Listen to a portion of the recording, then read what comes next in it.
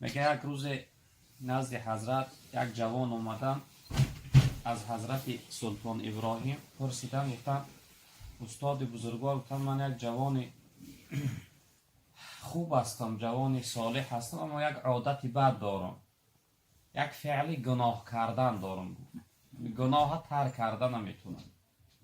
چنانچه که بعضی بچه های ما امروز میگن که ناس بس کردن نمیتونم، سیگارت بس کردن نمیتونم، بعضی با بدتراش میگه زنا را بس کردن نمیتونم، شراب بس کردن، یعنی گناه و معصیت ترک کردن نمیتونم.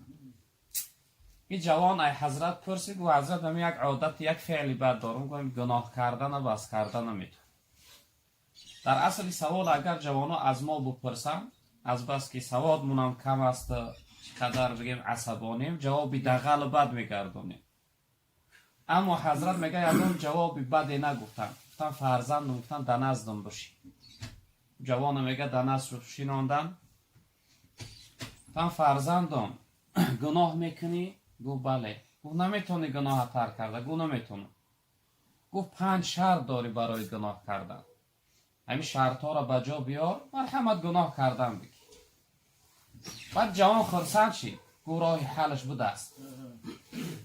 گفت حضرت شرط ها چی هم؟ گفت یکم شرط همین است، فرزندم گفت برای در یک جای گناه کو که پروردگار نبیند، یک جای پیدا کو گناه کو که الله رب العالمین نبیند. این جوان هم میگه کمی سواد دینی هم داشت. گفت حضرت چنین مکان وجود نداره، چنین جایی که برم، چنین جایی که برم پیدا کنم و عمل کنم که الله من نبینه وجود نداره. لیس کمثله شیء و هو السمیع البصیر، آیت قرآن. مثل پروردگار چیزی نیست، پروردگار هم شنوا هست هم بینا. جناب پیغمبر صلی الله علیه وسلم در حدیث مبارکش میفرماید که شنوایی پروردگار به حدی هست که شلفه پای مورچه را میشنوه، گرد افتا وقتی در زمین میرسه تا قصد رسیدن اونو میشنوه. بیناییش هم این چنین است، در هر حالت، در هر کجایی که مثال انسان حرکت کرد، الله رب العالمین از حالت او خبردار است میبینه. این جوان کو حضرت گفت چنین مکان من پیدا کردن نمیتونم. بعد حضرت سوالش کرد، گفت فرزندم، گفت در نزد پدرت گناه کرده میتونی؟ گفت حضرت نمیتونم. گفت در نزد برادرت گناه کرده میتونی؟ گفت نمیتونم. در نزد دوستت گناه کرده میتونی؟ گفت نمیتونم. گفت با چی خاطر نمیتونی؟ گفت حضرت از اونها شرم میدارم.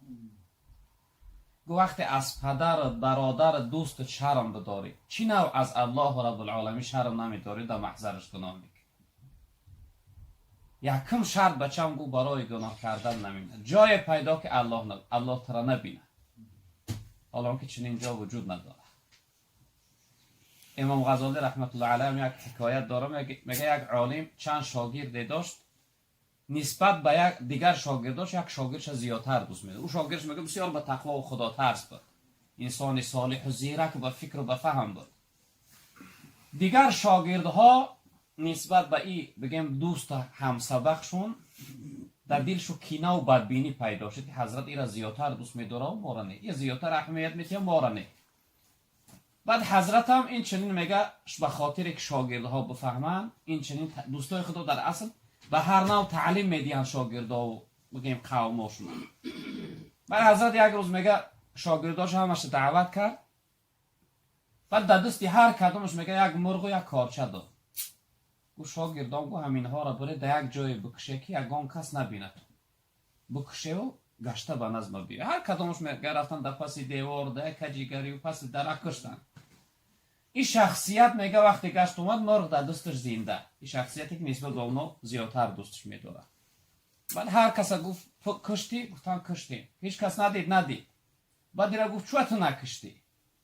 این شاگرد گفت حضرت گفت هر جای رفتم گفت پروردگار منو میدید، جای پیدا نکردم که الله نبینم. شما گفته کسی نبیند، اما الله من در هر جای رفتم دیدم، چنین مکان پیدا نکردم که مرغ بکشم. بعد میگه دیگه شاگردها فهمیدن، تا حضرت که بس مونه ما فهمیدیم که این شخصیت فهمیش و تقواش نسبت به ما خیلی عالی بوده.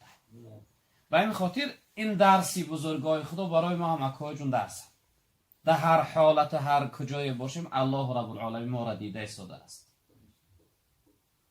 مثلا چی گناه اندک باشه چی کلان، بعضی انسان‌های ما میگن مکروه است، یعنی گویا هیچی.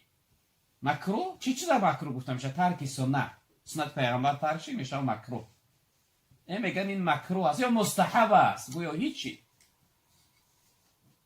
دوستای خدا یک مثال دارن، میگن کوه کلان میبینی، همین کوه خودش یک سنگ نیست، سنگ های میده میده جمع شدن کوه شدگی است. گناه میده هم این چه نکوی جمع شد تبدیل به کلان میشه. مقصد که از گناه میده هم ما خودمون باید نگه بداریم، حذر کنیم، نگیم گناه میده، نگیم مکروه.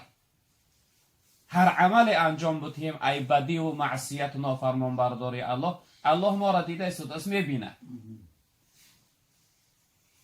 دویم شرط گفت حضرت به سوی جوان گفت که جوان گفت دویم شرط برای گناه کردن و میرش حضرت گفت دویم شرط همین است که در یک جای برای گناه که ملک الله نباشه، صاحبش الله نباشه. گفت جای برای گناه که مالک صاحبی همونجا غیر الله باشه. ولی جوانم میگه از بس که سواد دینی داشت گو حضرت چنین جا وجود نداره. الله رب العالمین در قرآن میگه که لله ما فی السماوات و ما فی الارض، از آن الله هست هر چیزی که در آسمان است، هر چیزی که در زمین هم از الله است. مالک صاحب و خالق همه الله رب العالمین.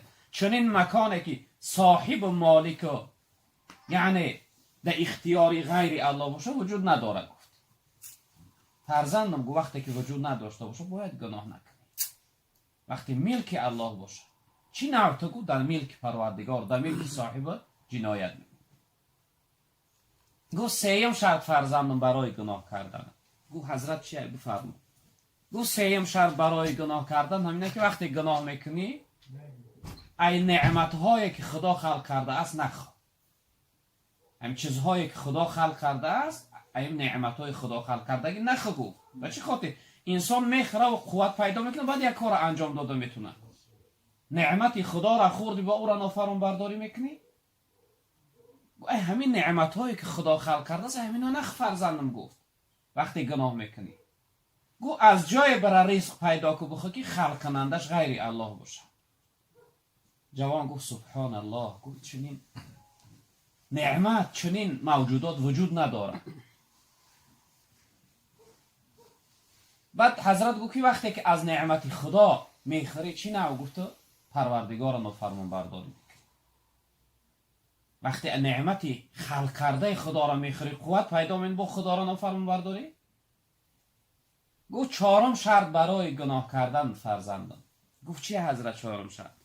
گفت چهارم شرط همینه برات که در روز قیامت تمام انسانیت خداوند میخیزانده از در صحرای قیامت نامه اعمال شد در نزدش کشاده میکرده است. آیت قرآن است. رب العالمین میفته که اقرا کتابک کفا بنفسک یوم علیک حسیبا. میفته کتاب تا بخون، نامه اعمال تا در دنیا چی کار کردی بخون، و نفس خودت کفایه که امروز برات روز حساب است. خودت حکم تا برات چی عمل کرده باید گیجا برای. مثلا یک ثواب و 10 گناه باید جنت برای. اطاعت نکردی، بندگی نکردی، عبادت نکردی باید جنت برای؟ هرگز.